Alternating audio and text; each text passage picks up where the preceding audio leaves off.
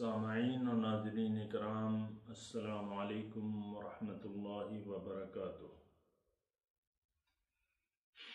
درس قرآن کے سلسلے میں حاضر ہیں۔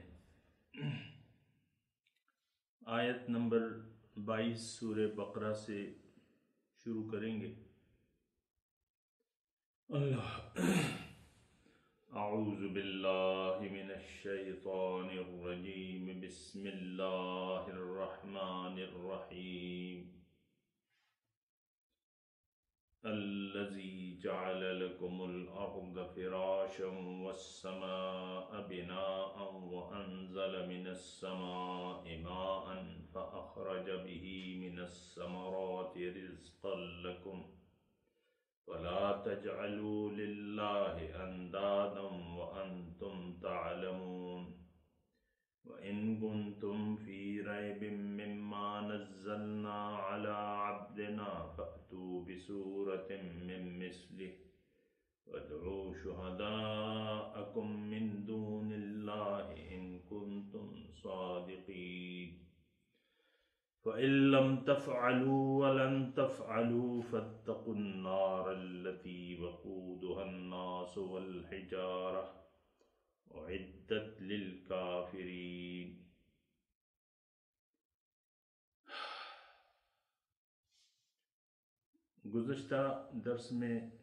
گزشتہ آیت میں تذکرہ تھا کہ اے لوگو، اللہ تعالیٰ کی بندگی اختیار کرو جس نے تمہیں پیدا کیا ہے تاکہ تم برے انجام سے بچ جاؤ۔ آج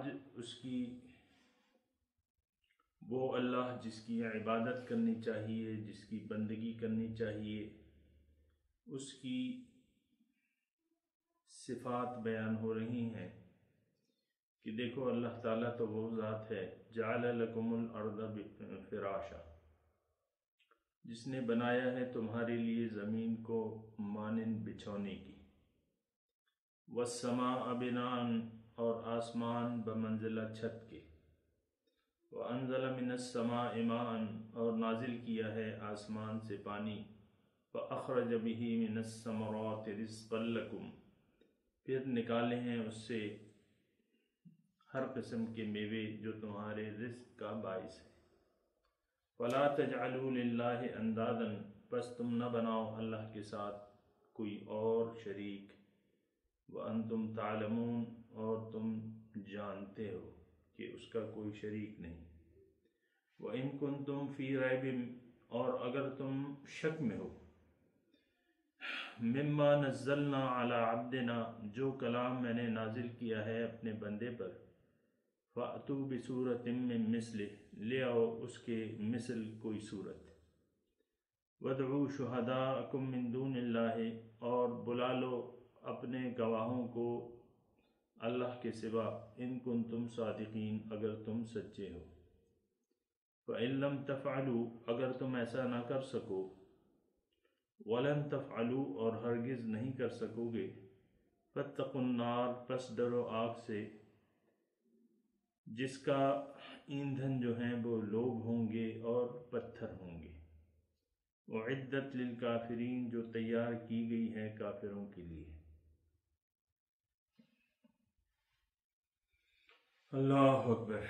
سامعین کرام، گزشتہ آیت آپ کو جیسے بتایا گیا تھا کہ قرآن پاک کی پہلا حکم ہے جس میں انسان کو اس کی کامیابی کے لیے اس کی ضرورت کا احساس دلایا گیا ہے۔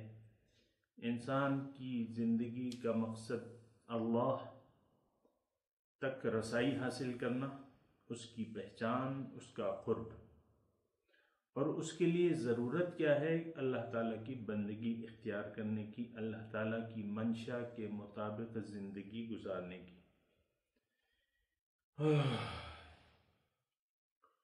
تو اس پہ ہم نے بات کی تھی کہ اللہ تعالیٰ کی بندگی اختیار کر لینی چاہیے، اس کی رضا کے سامنے سر خم تسلیم کر لینا چاہیے، کیونکہ یہی ہماری نجات اور کامیابی کا واحد ذریعہ ہے، ناکامی سے بچنے کا واحد ذریعہ ہے۔ لعلکم تتقون میں ہم نے بات کی تھی۔ آج اللہ تعالیٰ اور وجوہات بیان کر رہا ہے۔ ایک وجہ تو گزشتہ درس میں بیان کر لی اللہ تعالیٰ نے کہ اللہ تعالیٰ چونکہ تمہارا خالق ہے، الذی خلقکم والذین من قبلکم، اس نے تمہیں پیدا کیا ہے، تو اپنی پیدائش میں بھی تم اسی کے محتاج ہو، تو اس نے تمہیں تمہاری کامیابی کا طریقہ بھی بتا دیا ہے ہدایت کی صورت میں۔ آج جو آیت ہے الذی جعل لکم الارض فراشا، اللہ تعالیٰ اپنی ربوبیت کو، یہ ربوبیت ہی ہے جو اللہ تعالیٰ نے یا ایھا الناس اعبدوا ربکم کہہ کے ادا کی ہے کہ اے انسانوں، اے لوگو، اپنے رب کی بندگی اختیار کرو۔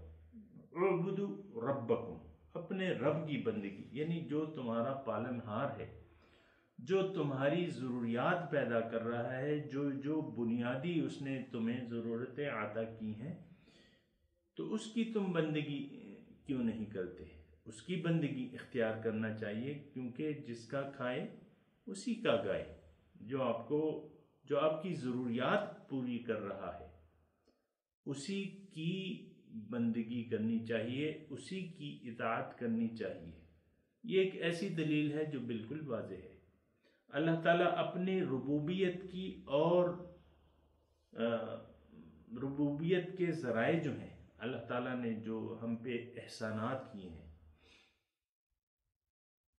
تو اس کی تفصیل اللہ پاک بیان کر رہا ہے۔ جعل لکم الارض فراشا، جس نے بنایا ہے زمین کو مانند بچھونے کی، یعنی ایسی زمین پر تمہیں آباد کیا ہے جس میں تم اپنی رہائش اختیار کر سکتے ہو، اور اس میں تمام وہ ذرائع اللہ تعالیٰ نے پیدا کر دیے ہیں جو آپ کے آرام اور آسائش کے لیے ضروری ہوتے ہیں۔ یعنی ایک گھر ہے رہائش کے لیے، اگر اس میں کمرے نہ ہوں، مثال کے طور پہ، تو اس میں کمرے نہ ہوں، اس میں اور سہولیات نہ ہوں، تو وہ تو گھر کہلانے کے قابل نہیں ہے۔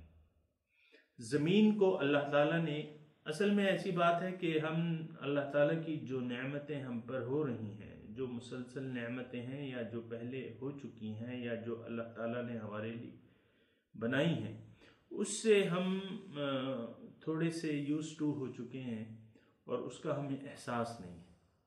اب چاند کی زمین کو دیکھیں آپ، چاند مثال کے طور پہ، چاند جو ہے ایک کرہ ہے، جو زمین کی طرح ایک کرہ ہے، اور جو باقی کرے ہیں، چاند ہے، زہرہ ہے، مریخ ہے، عطارد ہے، ان کوئی میں بھی یعنی زندگی کے آثار نہیں ہے اور نہ اس پہ زندگی قائم رہ سکتی ہے۔ زمین ایک واحد ایک ایسا کرہ ہے جو ثابت ہو چکا ہے کہ اس میں زندگی رہ سکتی ہے، اس کی زمین جو ہے اس قابل ہے کہ اس میں انسان رہائش اختیار کر سکے۔ فراشن کا مطلب بچھونا ہے، تو مانند بچھونے کے ہے، یعنی اس میں تم اپنی زندگی خوب اچھی طرح گزار سکتے ہو۔ مثال کے طور پہ سارا اگر پانی ہوتا زمین پر، ابھی تو 1:3 جو ہے، یعنی ایک حصہ خشکی ہے، 3 حصے پانی ہے۔ اگر اس میں پانی ہی پانی ہوتا، یا اس میں خشکی ہی خشکی ہوتی، یا اس میں صرف پہاڑ ہی پہاڑ ہوتے، ہر جگہ پہاڑ ہوتے، کہاں انسان مکان بنا سکتا؟ ہر جگہ پہاڑ پہاڑ۔ یا ساری زمین جو ہے وہ ریتیلی ہوتی، تو ایسا نہیں ہے۔ زمین آپ دیکھیں کہ اس میں اللہ تعالیٰ نے پہاڑوں میں راستے بھی بنا دیے ہیں، قرآن میں اس کا ذکر آیا ہے، پہاڑوں میں راستے بنا دیے ہیں، پہاڑ ہیں لیکن سب پہاڑ نہیں ہیں۔ ایک خوبصورت تناسب آپ دیکھیں کہ موجود ہے اس زمین پہ، اس پہ کرۂ ارض پہ رہنے کے لیے ایک بہت اچھا جو انتظام اللہ تعالیٰ نے مانند بچھونے کے، یہ ذہن میں رہے کہ اللہ تعالیٰ اپنی ربوبیت کا اظہار کر رہا ہے. الذی جعل لکم الارض فراشا، دیکھو زمین جو ہے مانند بچھونے کے ہے. والسماء بناء، دوسرا آسمان کو اس نے مانند چھت کے بنایا ہے. دیکھیں آپ چھت کے نیچے آپ رہتے ہیں تو اوپر سے جو آفات آتی ہیں، مثال کے طور پہ آپ اندر کمرے میں ہیں، اوپر سے بارش برس رہی ہے، اولے برس رہے ہیں، تو آپ اگر آپ چھت کے نیچے ہیں تو آپ ان تمام آفات سے بچ سکتے ہیں. آسمان کے بارے میں مختلف ادوار میں مختلف تصورات گزر چکے ہیں، اس کی میں بحث میں نہیں جاتا. لیکن آسمان عربی کے لفظ ہے سما. سما ہر وہ چیز جو آپ کے سر کے اوپر ہو اس کو آسمان کہتے ہیں. فما فوقک فہو سماء، جو آپ کے سر کے اوپر ہے تو وہ آسمان ہے. آسمان کوئی ایسی ٹھوس چیز نہیں ہے، لیکن یہ ہے کہ بمنزلہ، بنان چھت کی بمنزل ہے. یعنی اس چھت کی وجہ سے، یعنی اللہ تعالیٰ نے ایسے انتظام اس میں کیے ہوئے ہیں کہ آپ اوپر سے جو آفات آتی ہیں، آج کی سائنس کہتی ہے کہ کروڑوں شہاب ثاقب ٹوٹ کر وہ زمین کی طرف آتے ہیں روزانہ، کروڑوں.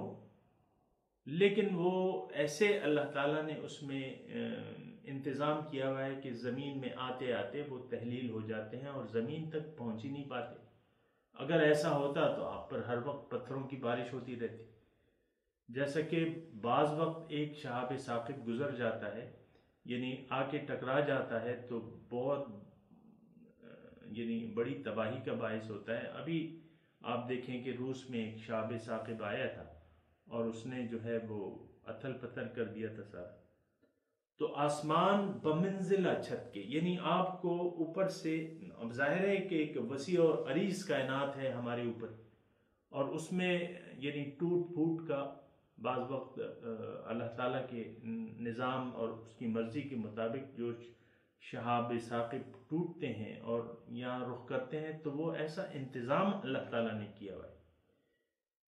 یعنی چھت کی مانند ہے، آسمان ایک چھت کی مانند ہے. یہاں تک آتے آتے یعنی تحلیل ہو جاتی ہیں وہ آفات، وہ شہاب ثاقب، تو انسان، ہماری دنیا جو ہے محفوظ رہتی ہے. یعنی دیکھیں اللہ تعالیٰ نے سارے انتظامات ہماری زندگی کے، ہماری آسائش کے، آرام کے، کہ ہمیں کوئی تکلیف نہ ہو، اللہ تعالیٰ نے پہلے سے سارے انتظامات کر دیے ہیں. یہ وجوہات بیان کی جا رہی ہیں سامعین گرامی کہ جس کی وجہ سے ہمیں اپنے رب کی ربوبیت کا احساس ہونا چاہیے. کوئی اور تو ایسا نہیں ہے جس نے اتنا انتظام کیا ہو. کوئی اور رب ہے کیا؟ الہ مع اللہ، کیا اللہ کے ساتھ کوئی اور معبود بھی ہے کیا؟ نہیں، اللہ کے سوا کوئی معبود نہیں ہے. دیکھیں ربوبیت، انسان تھوڑی سی ربوبیت کے بارے میں غلط فہمی کا شکار ہو جاتا ہے، تو پھر اس کو جب غلطی لگ جاتی ہے تو پھر یہ غلط فیصلے کرنے لگتا ہے. غلط فہمی، جیسے کہ میں نے گزشتہ اس میں کیا تھا، جب یہ غلط فہمی کا شکار ہو جاتا ہے تو پھر یہ غلط فیصلے کرنے لگتا ہے، غیروں سے، اللہ کو چھوڑ کے غیروں سے توقعات قائم کرنے لگتا ہے. حالانکہ ایسا نہیں. نقصان سے بچانے والے بھی وہی ذات ہے اور آپ کو فائدہ دینے والی بھی وہی ذات ہے. تو یہ دیکھیں ان آیات میں اگر ہم اس کو یعنی اس پہ سوچے نہیں، قرآن پاک کے مضامین پہ، اور اللہ تعالیٰ ہمیں جو کہنا چاہ رہا ہے وہ ایک کان سے نکال کر دوسرے کان سے ایک کان سے سن کے دوسرے کان سے نکال لیں، تو پھر تو یہ معاملہ نہیں بنتا. پھر تو قرآن جو ہے تدبر کے لیے ہے، سوچنے کے لیے. افلا یتدبرون القرآن ام علی قلوب اقفالها، کیا یہ لوگ تدبر نہیں کرتے قرآن میں، یا ان کے دلوں پر تالے پڑے ہوئے ہیں؟ تو قرآن کی آیات کو سن کر اس پر تھوڑا سا سوچنا چاہیے۔ جعل لکم الارض فراشا والسماء بناء، زمین کو تمہارے لیے دیکھو، میں نے میری ربوبیت کو دیکھو، میں نے تمہارے لیے زمین کو مانند بچھونے کے بنایا ہے، اور آسمان کو بمنزلہ چھت کے تمہارے لیے تیار کر دیا ہے۔ دوسرا یہ کہ وَأَنزَلَ مِنَ السَّمَاءِ مَاءً، اور آسمان سے تمہارے لیے پانی برسایا ہے۔ زمین وہ واحد کرہ ہے اس وقت کی معلومات کے مطابق جہاں پہ اللہ تعالیٰ نے بارش کا انتظام کیا ہوا ہے، اور بارش نہ ہوتی تو آپ دیکھ لیں، جس سال قحط سالی ہو جاتی ہے تو دیکھیں کیا حال ہوتا ہے۔ بارش کا ایک اللہ تعالیٰ نے ایک ایسا نظام بنایا ہوا ہے، کسی اور کرے پہ کیوں نہیں ہے؟ پانی تک نہیں ہے کسی کرے پر، آج تک پانی نہیں ہے، کوئی سمندر تو نہیں ہے کسی اور کرے پہ۔ یہ سمندر جو بارش کا باعث بنتے ہیں، سمندر ہمارے کرۂ ارض پہ ہے، پانی ہمارے کرۂ سے، کیونکہ جعلنا من الماء کل شیء حی، ہر چیز کا جو وجود ہے، زندگی کا وجود پانی سے برقرار ہے۔ آج اگر پانی نہ ہو ہمارے پاس تو ہم بلکتے بلکتے موت کے نیند سو جائیں گے۔ وَأَنزَلَ مِنَ السَّمَاءِ مَاءً، دیکھو آسمان سے تم کیوں نہیں دیکھتے؟ یہ بارش کون برسا رہا ہے تم پہ؟ جب بارش گرمیوں میں یعنی آپ انتظار میں ہوتے ہیں تو دیکھیں کتنی دعائیں مانگی جاتی ہیں اللہ تعالیٰ سے، اور کتنا انتظار کیا جاتا ہے گرمیوں کے موسم میں، جب موسم تیز گرم ہو، بارش کی ٹھنڈی ہوائیں جب چلنا شروع ہو جاتی ہیں تو آپ کتنا خوش ہو جاتے ہیں کہ دیکھو اب بارش آ گئی۔ فَأَخْرَجَ وَأَنزَلَ مِنَ السَّمَاءِ مَاءً، حاضرین گرامی، یہ یعنی ایسی نعمتیں ہیں اللہ تعالیٰ کی جو ہم پر بالکل واضح ہیں اور آیا ہے۔ کوئی اور ہے اس کے علاوہ جو بارش آپ کے یعنی بارش برسا سکے آپ کی؟ بارش اگر نہیں برستی تو آپ کیا کر لیں گے؟ تو یہ بارش اللہ تعالیٰ آسمان سے برساتا ہے، وہ کس کے لیے؟ ہمارے فائدے کے لیے۔ فَأَخْرَجَ بِهِ مِنَ الثَّمَرَاتِ، پھر اس کے ذریعے اللہ تعالیٰ مختلف قسم کے میوے نکال لیتا ہے۔ آپ دیکھیں بارش ہوتی ہے تو زمین میں زندگی کے آثار آ جاتے ہیں، اور مختلف اقسام کے پھل آپ دیکھیں، رزقا لکم، جو تمہارے رزق کا ذریعہ ہے۔ تو یہ ساری نعمتیں ایسی ہیں کہ جس میں اگر یعنی کوئی بھی یہ نہیں کہتا کہ یہ اللہ تعالیٰ کے سوا کوئی ایسی ہستی ہے جو یہ کام کر سکتی ہے، سارے لوگ اس پر متفق ہیں کہ یہ تمام نعمتیں جو ہیں اللہ تعالیٰ کی عطا کردہ ہیں۔ تو جب بنیادی ذرائع جو ہیں ہماری زندگی کے اللہ تعالیٰ ہمیں عطا کر رہا ہے تو اس کا تقاضا کیا ہے؟ اس کا تقاضا یہ ہے کہ اللہ تعالیٰ ہی کو آپ رب تسلیم کر لیں، یہ تو اس کی ربوبیت ہے۔ آپ کی اور کون ربوبیت کر رہا ہے؟ آپ بتائیں کس نے آپ کی یہ تمام، آپ ذرا آنکھیں بند کر کے سوچیں آپ کی ربوبیت کون کر رہا ہے؟ مختلف نعمتیں اللہ تعالیٰ کی، اس سے ہم فیضیاب ہو رہے ہیں۔ یہاں تو فہرست نہیں ہے، لیکن یہ ہے کہ ایک لمبی فہرست ہے اللہ تعالیٰ کی نعمتوں کی جو آسمان سے یعنی غیب سے ہمارے لیے اس کا انتظام کر دیا گیا ہے۔ آپ دیکھیں آپ کے رزق میں جو ہیں، یہاں تو صرف پھلوں کو بتایا گیا نا، آپ دیکھیں رزق کے جو باعث بنتی ہیں چیزیں، وہ آپ کا گوشت ہے، تو گوشت کا، تازہ گوشت کا اللہ تعالیٰ نے کیسا انتظام کر دیا ہے، جانور پیدا کیے ہیں، وہ ذبح ہو رہے ہیں، ہزاروں جانور جو ہیں روزانہ ذبح ہو رہے ہیں، آپ کے سامنے پلیٹ میں ان کا گوشت سج رہا ہے۔ وہ دعوت، گوشت کے بغیر کسی دعوت کا تصور بھی نہیں کیا جاتا۔ گوشت جو ہے ہماری دعوتوں کا لازمی جز ہے، پھر اناج جو ہے ہماری دعوتوں کا جز ہے، پھر ثمرات ہیں، میوے ہیں۔ یہ اللہ تعالیٰ کی مختلف نعمتیں ہیں جس سے ہم مستفیض ہو رہے ہیں، لیکن اس کا ہم ناشکری، یعنی ناشکری کر رہے ہیں، مسلسل ناشکری کر رہے ہیں۔ یہ نعمتیں اس لیے نہیں ہیں کہ ہم دنیا ہی کے ہو کے رہ جائیں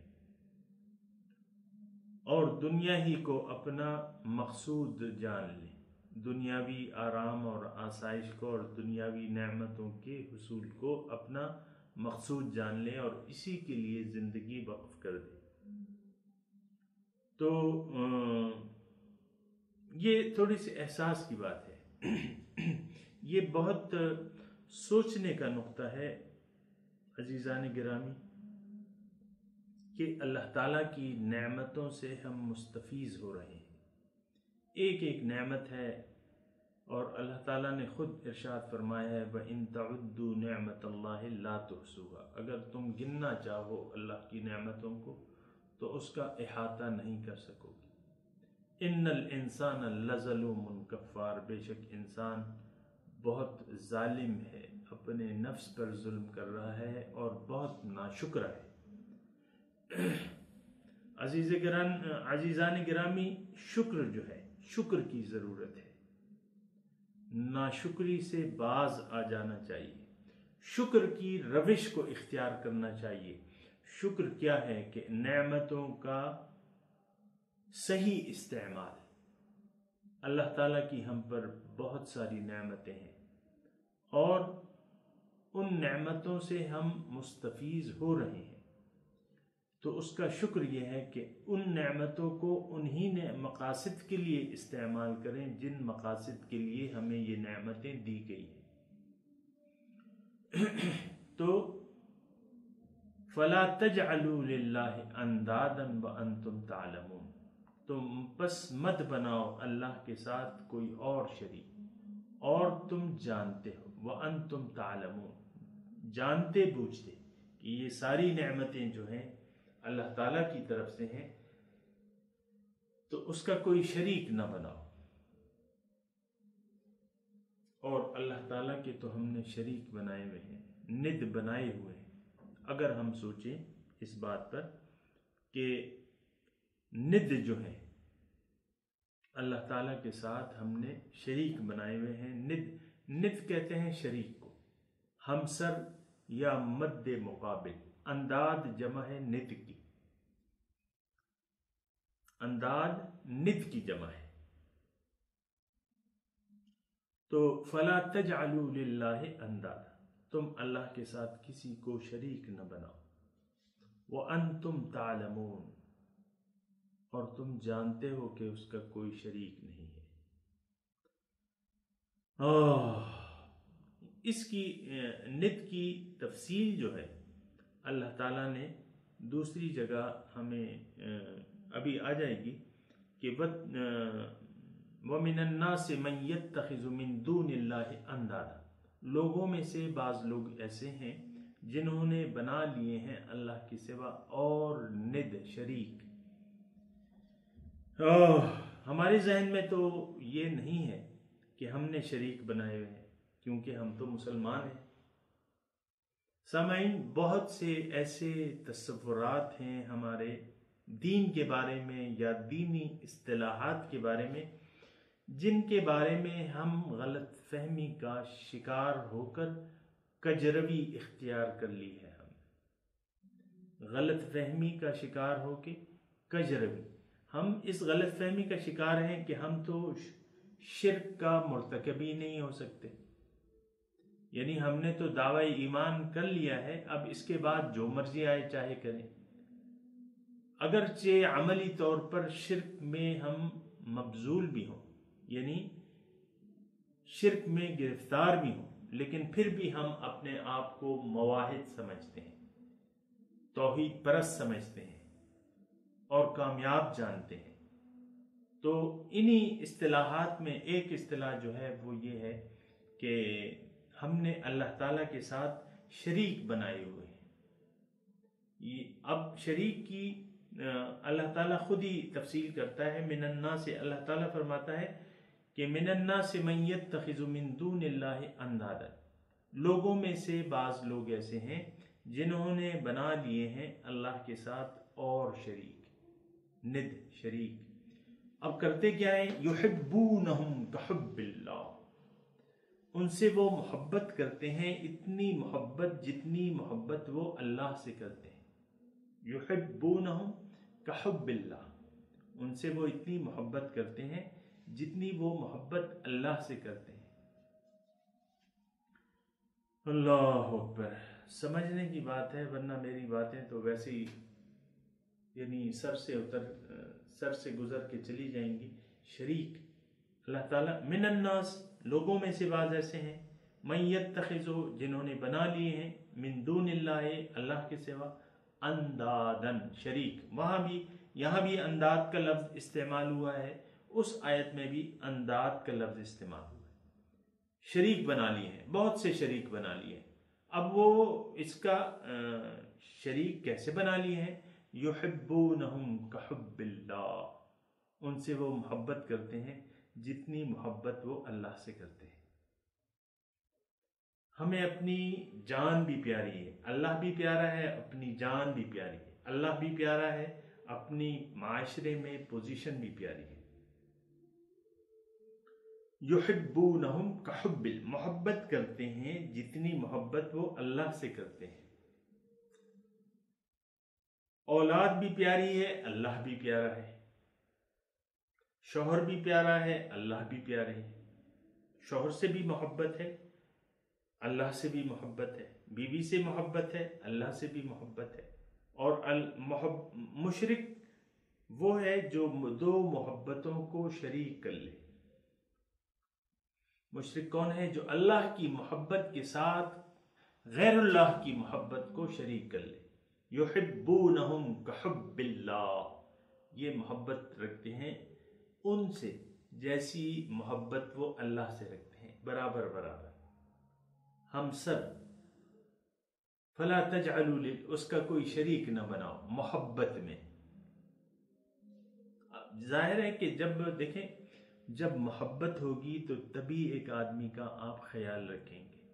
جس ہستی سے آپ کی محبت نہ ہو تو اس کا آپ کہنا نہیں مانیں گے، اس کا خیال نہیں رکھیں گے۔ اللہ سے اگر محبت ہے تو آپ اللہ کا کہنا مانیں گے، بیوی سے اگر محبت ہے تو بیوی کا آپ کہنا مانیں گے، یار دوست سے اگر آپ پیارے ہیں اللہ کے حکم کے مقابلے میں تو آپ ان کا کہنا مانیں گے، معاشرے کو اگر پسند کرتے ہیں، اپنی سوسائٹی کو آپ پسند کرتے ہیں تو یہ شریک بن گئی، ان کا آپ خیال رکھ رہے ہیں اللہ کے حکم کے مقابلے میں۔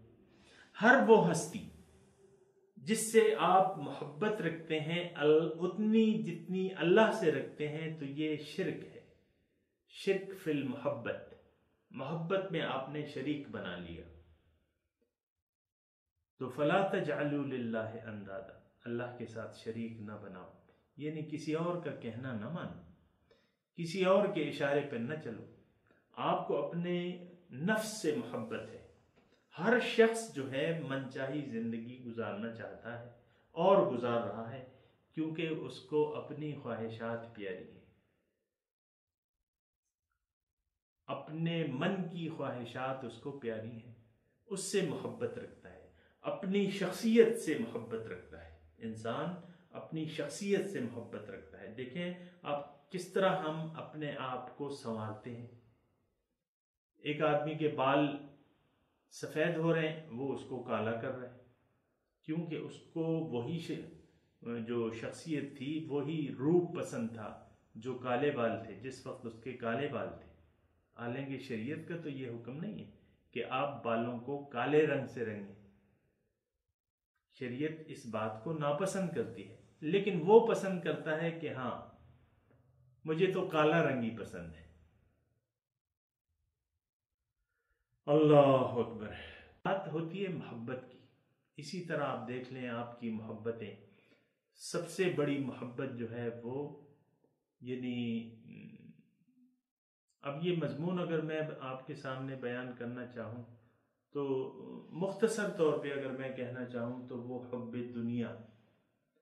حب دنیا کا لفظ چونکہ حضور صلی اللہ علیہ وسلم نے بھی استعمال کیا ہے تو میں بھی وہی لفظ استعمال کرتا ہوں کہ ایک شخص اگر ظاہر کی محبت میں گرفتار ہو گیا، اللہ کی محبت کے برابر کر دی، تو یہ مشرک ہے، اس نے اللہ کی محبت کے ساتھ شریک ٹھہرا لیا۔ یحبونہم کحب اللہ، یہ محبت کرتے ہیں ان شرکا سے جتنی محبت وہ اللہ سے کرتے ہیں۔ اللہ، حالانکہ ایمان والے جو ہیں والذین آمنوا اشد حبا للہ، جو ایمان والے ہیں وہ تو شدید محبت کرتے ہیں اللہ سے، جو ایمان والے ہیں وہ تو شدید محبت کرتے ہیں، ان کی ایمان کا تقاضا یہ ہے کہ وہ اللہ سے شدید محبت کریں۔ محبت ہوتی ہی بات یہ ہے کہ یہاں تھوڑی سی وہی بات آ جاتی ہے کہ اگر آپ کی ترجیحات جو ہیں، زندگی کی ترجیحات کی بات ہوتی ہے، اگر آپ ترجیحات آپ کی جو ہیں وہ ظاہر اور مافیہا ہے، دنیا اور مافیہا ہے، پھر تو یقینی طور پہ اللہ کی محبت جو ہے وہ نہیں ہوگی۔ دو محبتیں ایک دل میں یکجا نہیں ہو سکتی۔ ما جعل اللہ لرجل من قلبین فی ما جعل اللہ لرجل فی قلبین من قلبین فی جوفہ او کما قال۔ اللہ تعالیٰ کہہ رہے ہیں کہ ایک سینے میں نے دو دل نہیں بنائے، ایک سینے میں ایک ہی دل ہوتا ہے، ایک دل میں ایک وقت میں ایک ہستی سے پیار ہو سکتا ہے۔ بات ذرا غور طلب ہے سامعین گرامی کہ دیکھنا چاہیے، اپنے آپ کا احتساب کرنا چاہیے کہ ہم کس کی محبت میں گرفتار ہیں۔ وہ اللہ کی محبت ہے یا ما سوی اللہ کی ہے؟ دیکھیں، دو انسان کے سامنے دو مقاصد ہیں، دو ترجیحات ہیں۔ منکم من یرید الدنیا ومنکم من یرید الآخرہ۔ تم میں سے بعض ایسے ہیں جو دنیا کے طالب ہیں اور بعض ایسے ہیں جو آخرت کے طالب ہیں۔ دو محبتیں ایک دل میں یکجا نہیں ہو سکتی، ایک دل میں ایک وقت میں ایک محبت ہوگی، یا اللہ کی یا ما سوی اللہ کی۔ اگر آپ بیک وقت دو محبتوں کے دعوے دار ہیں، ایک تو آپ یعنی شرک کے مجرم ٹھہر رہے ہیں، اور اگر آپ کہہ رہے ہیں کہ میری تو ظاہر سے بھی دنیا بھی چاہتا ہوں اور آخرت بھی چاہتا ہوں، تو محبت تو بنیادی طور پر ایک ہی سے ہو سکتی ہے، یا اللہ سے یا ما سوی اللہ سے۔ اللہ تعالیٰ تو چاہتا یہ ہے کہ آپ اللہ ہی کو اپنا محبوب بنا لیں، محبوب حقیقی اللہ ہی کو بنا لیں، کیونکہ اسی میں آپ کی نجات ہے۔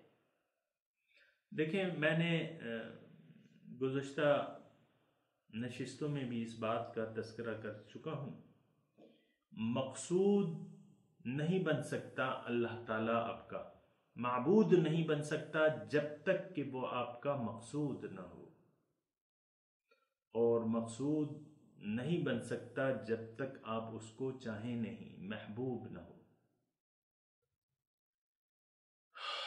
تو جب اللہ تعالیٰ ہی آپ کو پسند آ جائے گا کہ ہاں اللہ ہی ہے، تو پھر یہ ہے کہ اللہ تعالیٰ پھر آپ کے مطلوب ہو جائیں گے. جب آپ کی نظر میں اللہ تعالیٰ ہی سما جائیں گے کہ ہاں وہی میرا رب ہے، وہی فائدہ دینے والا ہے، وہی نقصان دینے والا ہے، تو پھر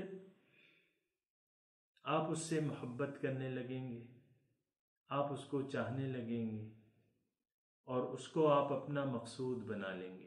جب آپ اس کو اپنا مقصود بنا لیں گے تو پھر معبود بھی وہ آپ کا بن جائے گا.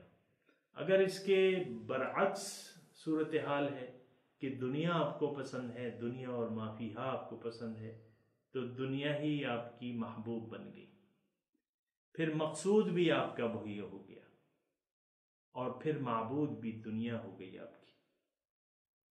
فلا تجعلوا للہ اندادا، دیکھو اللہ کے ساتھ کسی کو شریک نہ ٹھہراؤ. محبت خالص اللہ سے کرو، کسی کو اس کی محبت میں شریک نہ. ایک رب کو چاہنے لگو.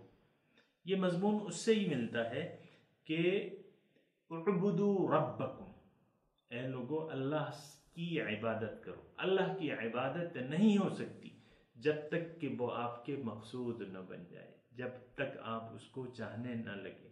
اور اس میں فلا تجعلوا للہ اندادن میں اس بات کی طرف اشارہ ہے کہ دیکھو اللہ ہی کو چاہنے لگو، اللہ ہی سے محبت کرو، کیونکہ وہی سب کچھ، ساری نعمتیں اسی نے تم پر، اسی کی عطا کرنا ہے تمہیں. تم جن نعمتوں میں ڈوبے ہوئے ہو وہ ساری نعمتیں اللہ تعالیٰ ہی کی عطا کرنا ہے. فلا تجعلوا للہ اندادا، دیکھو اس کے ساتھ کسی کو شریک نہ ٹھہراؤ. وَأَنْتُمْ تَعْلَمُونَ، تم جانتے ہو کہ کوئی اور رب ہے ہی نہیں. بتائیں ہے کوئی رب اور؟ ہم جانتے ہیں کہ اللہ تعالیٰ ہی ہمارا خالق ہے، وہی ہمارا مالک ہے، وہی ہمارا آقا ہے. ہم یہ جانتے ہیں کہ یہ ساری نعمتیں جو ہیں اللہ تعالیٰ ہی کی ہیں ہم پر، لیکن اس کے باوجود بھی اس سے منہ موڑ رہے ہیں. ایسا تو نہیں ہونا چاہیے. فلا تجعلوا للہ اندادا، دیکھو نہ بناؤ اس کے ساتھ کوئی شریک، نہ محبت میں، نہ اطاعت میں، نہ مقصد میں، نہ الوہیت میں، کسی چیز میں اس کے ساتھ کوئی شریک. ہمارے تو مقاصد بھی اور ہیں، ہمارے تو محبوب بھی ہمیں اور ہستیاں ہیں، ہمیں مطلوب بھی کچھ اور ہے اللہ کے سوا. آپ دیکھ لیں معاشرے میں، آپ تو گھومتے پھرتے ہیں، آپ دیکھ لیں کتنے لوگوں سے آپ کی ملاقات ہوتی ہے جو کہتے ہیں کہ ہمارا تو اللہ کے سوا کوئی مطلوب ہی نہیں، اللہ کے سوا تو ہم کسی کو چاہتے ہی نہیں، اللہ ہی ہماری چاہت ہے، اللہ ہی تک ہم پہنچنا چاہتے ہیں، اللہ ہی ہمارا مقصود ہے، اللہ ہی ہمارے معبود ہیں. ایسے کتنے لوگوں سے آپ کی روز ملاقات ہوتی ہے.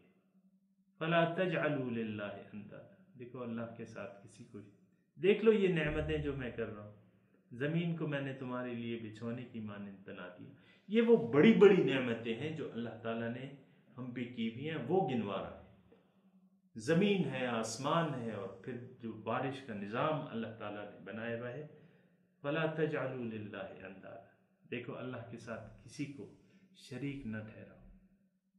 دین اس کے لیے خالص کر دو، کیونکہ دین اسی کا حق ہے. فاعبد اللہ مخلصا لہ الدین، اللہ کی بندگی اختیار کر لو اور دین کو، طرز زندگی کو اسی کے لیے خالص کر دو. فاعبد اللہ مخلصا لہ الدین.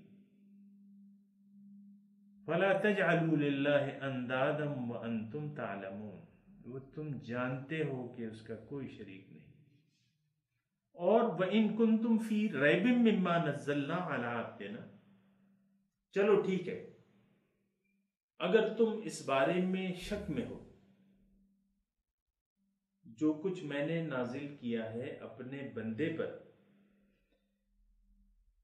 دیکھیں اب یہ شک اللہ کی ربوبیت کے بارے میں شک کرنا یا اللہ تعالیٰ کے بارے میں شک، یہ شیطان ہے جو ہمارے دل میں وسوسے اور شکوک ڈال دیتا ہے. تاکہ کسی طریقے سے اللہ کی بندگی سے ہمیں باز رکھے۔ ایسے بہت سے لوگ ہیں جو آخرت کے بارے میں شک میں مبتلا ہیں۔ اکثریت جو ہے آخرت کے بارے میں، آخرت کے وقوع کے بارے میں شک میں مبتلا ہے،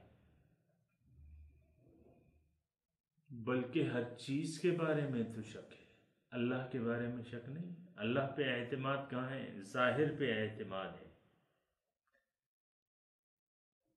ہمارا اعتماد یعنی عوام کا اعتماد 1 کلو سونے پہ زیادہ ہے کہ اللہ تعالیٰ کی عطا پر زیادہ ہے۔ جس کے پاس 1 کلو سونا ہے اس کا اس سونے کی اینٹ پہ زیادہ اعتماد ہوتا ہے کہ اللہ پہ ہوتا ہے؟ بولیے، اللہ پہ اعتماد نہیں ہوتا۔ وہ سینے جو بینک بیلنس ہے آپ کا، اس پر آپ کی نظر ہے۔ آپ کی بعض لوگوں کی کرسی اقتدار پر اعتماد ہوتا ہے، وہ ہے تو ٹھیک ہے، نہیں ہے تو پھر کس طرح آپ، یہ الیکشن آنے والا ہے، یہ دیکھیں کس طرح کاغذات داخل کیے جا رہے ہیں، کیوں کہ کرسی حاصل ہوگی، اور کرسی جو ہے وہ اقتدار کو حاصل کرنے کا بہترین ذریعہ ہے کہ آپ ممبر بن جائیں، پھر آپ کو کرسی مل سکتی ہے۔ تو اعتماد کی بات ہے، اللہ پر اعتماد کرنا چاہیے۔ یہ تو بات ہو رہی تھی شکوک کی۔ ہر چیز کے بارے میں ہم شک میں مبتلا ہیں، اللہ کے بارے میں بھی، رسول کے بارے میں بھی شکوک ہے۔ آپ کہیں گے کہ یہ کیا کہہ رہے ہیں؟ ہاں، رسول کے بارے میں دیکھیں، رسول کیا ہے؟ رسول ہمارے لیے ایک نمونہ ہے، ایک رول ماڈل ہے، لیکن رسول کی اتباع آج کون کر رہا ہے؟ گمان کی پیروی کرتے ہیں، رسول کی پیروی ان یتبعون الا الظن، یہ لوگ تو گمان کی پیروی کرتے ہیں۔ رسول کی پیروی تو کون کر رہا ہے؟ رسول کو ہم نے ترک کر دیا ہے، قرآن کو مانتے ہیں، قرآن کو بھی ترک کر دیا ہے، اللہ کو الہ واحد تسلیم کرتے ہیں، لیکن اس کی بندگی جیسا کہ حق ہے اس طرح کے نہیں کرتے۔ ہر چیز کے بارے میں شک میں مبتلا ہے۔ اللہ تعالیٰ مقصود واحد ہیں، معبود برحق ہیں، ہم نے باطل معبودوں کو بھی اس کی پرستش کر رہے ہیں، نفس کی عبادت کر رہے ہیں، اللہ کو مقصود نہیں بنائے، اور چیزیں مقاصد بن گئی ہیں ہمارے۔ تو کیا ہے کہ شک میں مبتلا ہے۔ یہ شک ہمارے تو کافی دشمن ہیں، ہم اپنے دشمنوں سے بھی واقف نہیں ہیں۔ دشمن نمبر 1 جو ہے وہ نفس ہے ہمارا۔ عاد عدوک نفسک الذی بین جنبیک، دشمن نمبر 1، دشمنوں کا دشمن جو ہے وہ تمہارا نفس ہے، جو کہ تمہارے پہلو کے اندر ہے۔ پھر شیطان جو ہے وہ ہمارا کھلا دشمن ہے، ان الشیطان لکم عدو مبین۔ دیکھیں یہ ساری جو ہستیاں ہیں یہ موجود ہیں، اور یہ ہم پر ڈاکے ڈال رہی ہیں، اور اس نے ہمیں شک میں مبتلا کیا ہوا ہے۔ قرآن کے بارے میں شک ہے، تبھی تو اس پر عمل نہیں کیا جاتا۔ سچی بات تو یہی ہے۔ لیکن اللہ تعالیٰ کہتا ہے اگر تمہیں شک ہے، چلو ٹھیک ہے، اگر تمہیں شک ہے تو اپنا شک دور کر لو۔ وَإِن كُنتُمْ فِي رَيْبٍ مِّمَّا نَزَّلْنَا عَلَىٰ عَبْدِنَا، ایک کوشش کر لو، جو کچھ میں نے نازل کیا ہے اس کے مقابلے میں کوئی کلام لے آؤ، فَأْتُوا بِسُورَةٍ مِّن مِّثْلِهِ۔ یہ آیت جس وقت نازل ہو رہی تھی، قرآن عربی زبان میں نازل ہو رہا تھا۔ عرب اپنے آپ کو بہت فصیح اللسان کہتے ہیں، تو ایک جملے کے یعنی ایک صورت، ایک چھوٹی سی صورت بنا کے لے آؤ اس کے مقابلے میں۔ اللہ تعالیٰ نے اس وقت یہ چیلنج کیا ہے، تقریباً 1500 سال گزر چکے ہیں، آج تک قرآن کے مقابلے میں کوئی ایک آیت نہیں پیش کر سکا۔ ہاں، ایک بہادر تھا، حضور صلی اللہ علیہ وسلم کے زمانے میں ایک بہادر تھا، اس نے قرآن کے مقابلے میں ایک آیت پیش کی، لیکن اس میں اس نے تسلیم کر لیا۔ آیت کیا تھی؟ اس نے آیت کیا پیش کی اس کے مقابلے میں؟ بڑی کوشش کے بعد اس نے اس آیت میں سورہ کوثر کے مقابلے میں آخری یعنی آخر میں 3 آیاتیں ہیں، چوتھی آیت اس نے پیش کی اور کہا کیا؟ قافیہ برابر کر دیا۔ رے قافیہ ہے اس صورت کا، انا اعطیناک الکوثر فصل لربک وانحر ان شانئک هو الابتر۔ رے جو ہے اس کا قافیہ ہے، اس نے قافیہ برابر کر دیا، وزن برابر ہو گیا، اس جملے کا جو اس نے آیت پیش کی وزن برابر ہو گیا، قافیہ برابر ہو گیا، اور لکھ دیا ما ھذا کلام البشر، یہ کسی انسان کا کلام نہیں۔ دیکھیں قافیہ وزن برابر ہو گیا، کلام پیش کر دیا، ایک آیت اس کے مقابل پیش کر دی، معنی کیا تھا اس کا؟ ما ھذا کلام البشر، یہ انسان کا کلام نہیں ہے۔ تو بات یہ ہے کہ یہ چیلنج کرنے کی ضرورت اس لیے پیش آئی کہ اللہ تعالیٰ کہتا ہے کہ تم اپنے دل سے شک نکال لو، کوشش کر کے دیکھ لو۔ وَادْعُوا شُهَدَاءَكُم مِّن دُونِ اللَّهِ، بلا لو اپنے جو گواہ ہیں، یعنی جن معبودوں کو تم سمجھتے ہو کہ اللہ تعالیٰ کے ساتھ وہ شریک ہیں یا کوئی بھی ان کی کوئی حیثیت ہے، کوئی طاقت ہے، وہ ان کو بھی بلا لو اور خود بھی کوشش کر کے دیکھ لو، ان کنتم صادقین، اگر تم سچے ہو۔ یہ دیکھیں ایسا کیوں کیا اللہ تعالیٰ نے کہ چیلنج کر دیا؟ چیلنج اس شک کو رفع کرنے کے لیے کیا۔ وَإِن كُنتُمْ فِي رَيْبٍ، اگر تمہیں شک ہو تو ٹھیک ہے، کر ڈالو ایک کوشش۔ وَادْعُوا شُهَدَاءَكُمْ، تمام اپنے حمایتیوں مددگاروں کو بلا لو جن پر تم اللہ کے سوا اعتماد کرتے ہو، ان کو بھی بلا لو۔ ان کنتم صادقین، اگر تم سچے ہو۔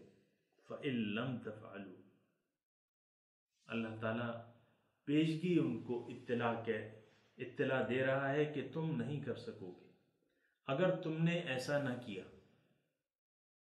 اور اس زیر نظر آیت میں اللہ تعالیٰ اس انجام سے بھی ڈرا رہا ہے کہ یعنی جو قوتیں ہمیں شک میں مبتلا رکھتی ہیں اور پھر ہم اس شک میں مبتلا ہو جاتے ہیں، تو اللہ تعالیٰ اس کے انجام سے ہمیں ڈرا رہا ہے کہ اس کا انجام کیا ہوگا۔ بات یہ ہے حاضرین گرامی کہ شک میں تو ہم لوگ مبتلا ہیں،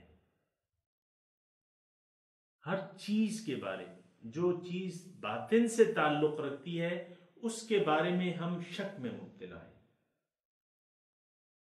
اپنے وجود کے بارے میں، اپنے اصل حقیقت کے بارے میں بھی ہمیں کوئی علم نہیں کہ ہماری اس سے ہم غافل ہیں، ہر چیز سے غافل ہیں۔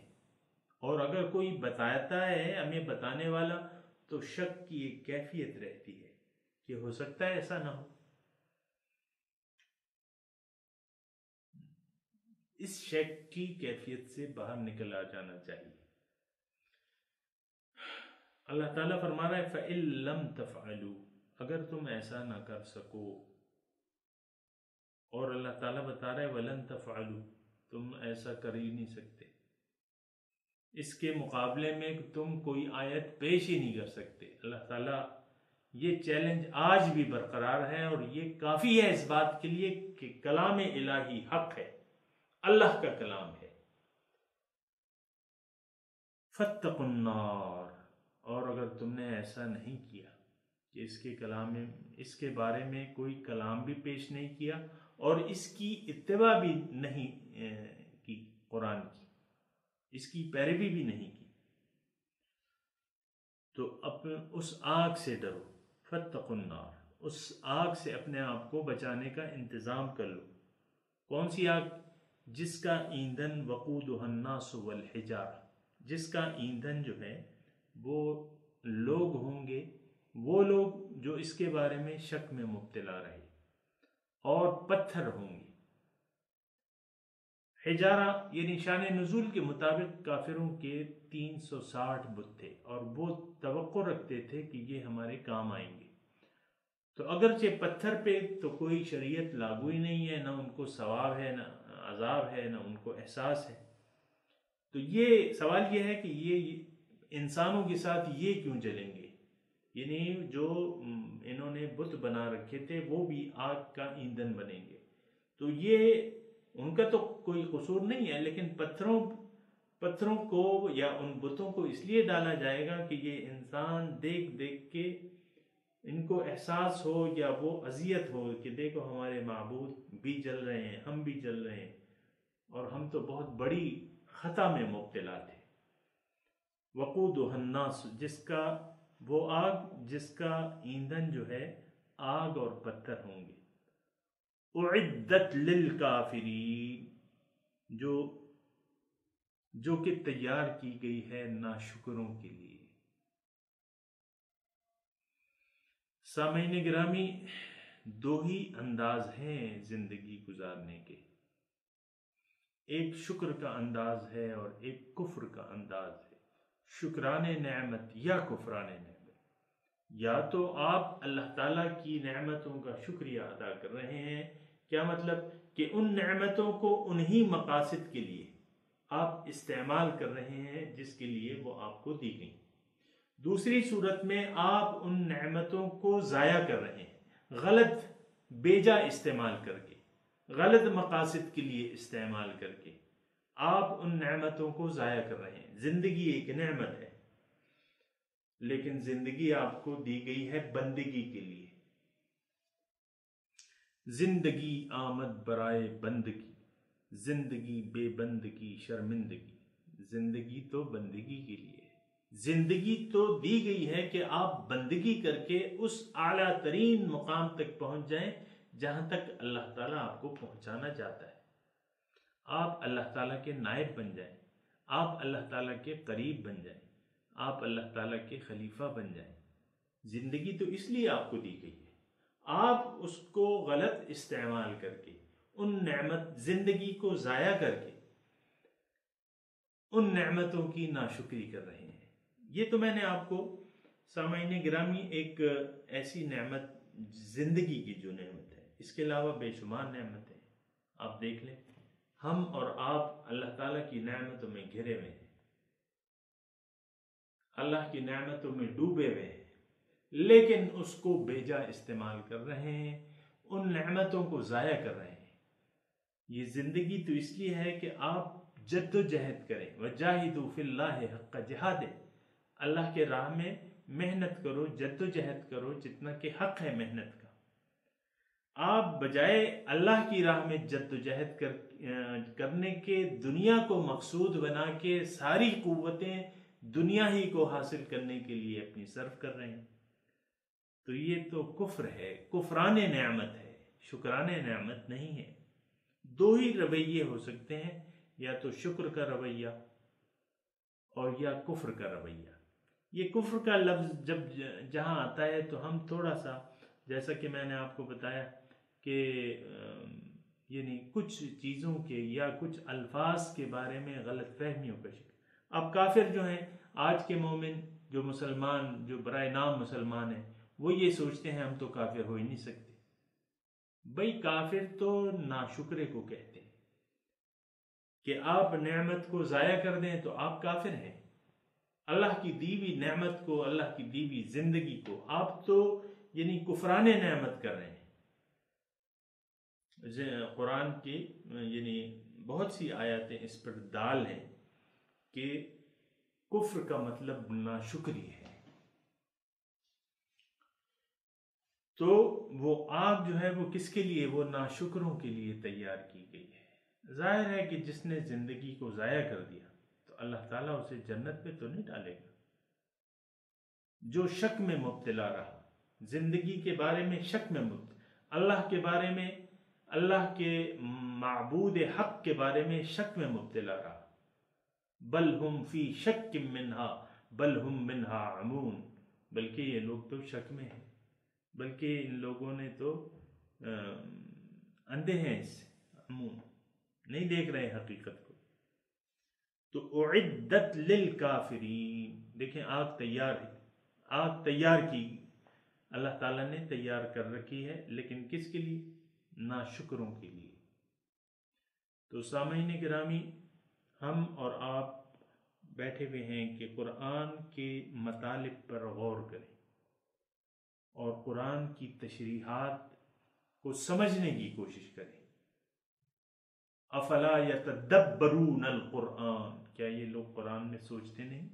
ام علی قلوب اقفالها، یا ان کے دلوں پر تالے پڑے ہوئے ہیں؟ تو سمجھ سے کام لینا چاہیے۔